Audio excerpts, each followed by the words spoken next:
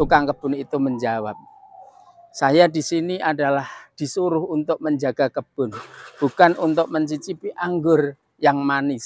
Sehingga saya tidak tahu mana anggur yang manis dan mana anggur yang masam.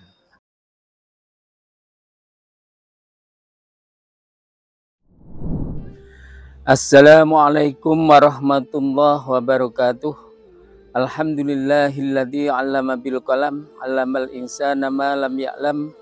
Wassalatu wassalamu ala sayyidil anam wa ala alihi wa sahbihi alladzina yatamassakuna bil Qur'an.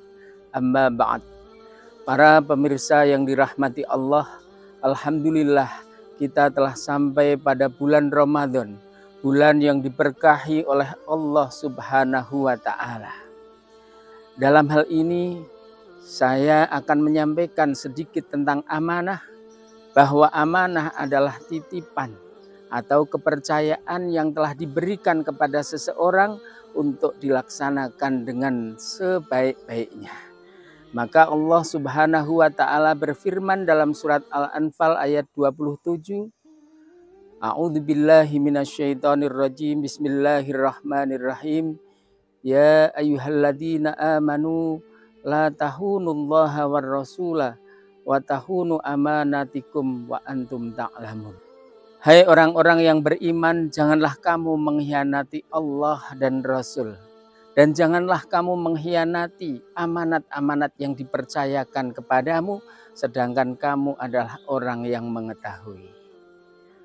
Pemirsa yang kami hormati, amanah di situ adalah ada 3, yaitu amanah terhadap Allah Subhanahu wa taala, kemudian amanah terhadap sesama manusia atau terhadap orang lain, dan amanah terhadap diri sendiri. Amanah terhadap Allah Subhanahu wa taala berarti kita menjalankan takwa, kita menjalankan perintah-perintah Allah dan menjauhi larangan-larangannya. Sebagaimana kita melaksanakan sholat 5 waktu dan kita menjalankan puasa Ramadan. Maka dalam hal ini pas kegiatan puasa Ramadan kita laksanakan puasa dengan sebaik-baiknya.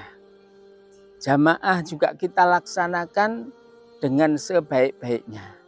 Karena kalau dalam keterangan atau dalam kitab diterangkan wal kaffaratu intiqalul aqdam ilal jamaah, bahwa termasuk perkara yang bisa menghapuskan dosa adalah memindahkan telapak kaki menuju pada jamaah. Maka kita berusaha melaksanakan amanah Allah ini dengan sholat berjamaah. Dan juga kita melaksanakan puasa Ramadan dengan sebaik-baiknya agar kita benar-benar mendapatkan pahala dari Allah Subhanahu wa taala. Kemudian amanah kita terhadap orang lain, bisa kita dititipi barang orang lain, kita harus amanah. Kita dijadikan pengurus apa saja, kita harus amanah bertanggung jawab atas apa yang dilimpahkan kepada kita. Termasuk juga kalau kita atau ada seseorang di situ diberi amanah, maka dilaksanakan yang sebaik-baiknya. Seperti ada kisah, ada bos kebun anggur. Nah, di situ pas mau panen anggur ternyata orang yang memaneni belum datang. Sehingga dia menyuruh tukang kebunnya untuk mengambilkan anggur yang manis. Dan setelah diambilkan setangkai anggur yang menurut tukang kebun itu manis diberikan oleh bosnya, dia mengatakan rasanya masam sekali. Coba ambilkan lagi. Dan setelah diambilkan lagi, ternyata masam sekali lagi. Sehingga bos itu mengatakan, kamu sudah lama di sini, tapi mengambil anggur yang manis saja tidak bisa. Maka di situ suruh mengambilkan sekali lagi, ternyata mengambil sekali lagi masih tetap masam. Sehingga bos itu agak marah. Kamu sudah saya percaya bertahun-tahun, ternyata kamu tidak bisa membedakan mana anggur yang manis dan mana anggur yang masam. Akhirnya tukang kebun itu menjawab, Saya di sini adalah disuruh untuk menjaga kebun, bukan untuk mencicipi anggur yang manis. Sehingga saya tidak tahu mana anggur yang manis dan mana anggur yang masam. Akhirnya bos itu adalah sadar, wah berarti orang ini adalah benar-benar menjaga amanah. Walaupun jadi tukang kebun lama, tapi tidak pernah mencicipi anggur-anggur di situ. Adapun untuk amanah terhadap diri sendiri, berarti kita harus menjaga bagaimana puasa kita itu adalah bisa mendapatkan pahala. Karena dalam puasa kita dilarang untuk ngomong yang bukan-bukan. Karena omongan yang bukan-bukan itu bisa menyebabkan pahala puasa ini bisa hangus, ya. Kalau dalam hadis dikatakan kam min shaimin laisa lahu min siyamihi illal ju' wal atos. Jadi banyak orang yang berpuasa akan tapi dari puasanya ini tidak mendapatkan apa-apa, hanya mendapatkan rasa lapar dan haus, ya.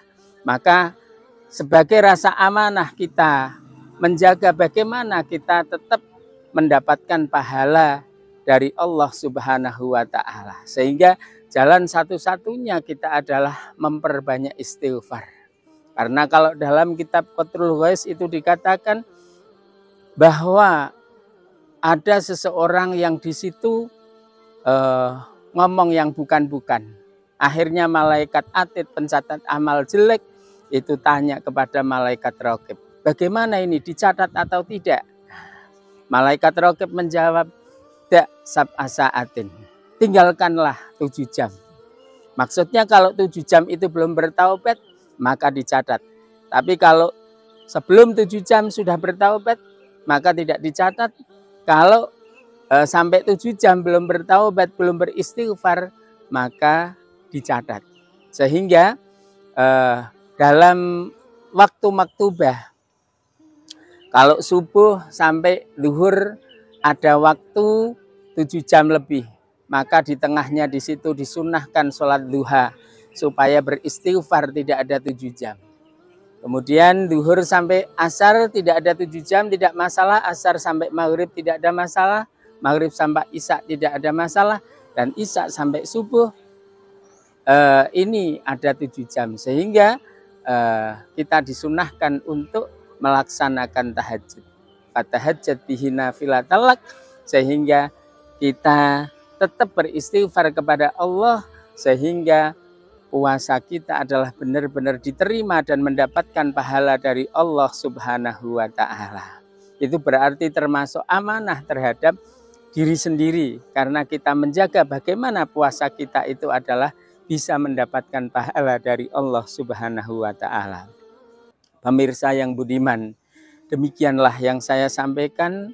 Semoga kita semua bisa menjaga amanah, baik amanah Allah maupun amanah terhadap sama manusia maupun amanah terhadap diri sendiri. Sehingga kita benar-benar menjadi orang yang selamat baik di dunia maupun di akhirat.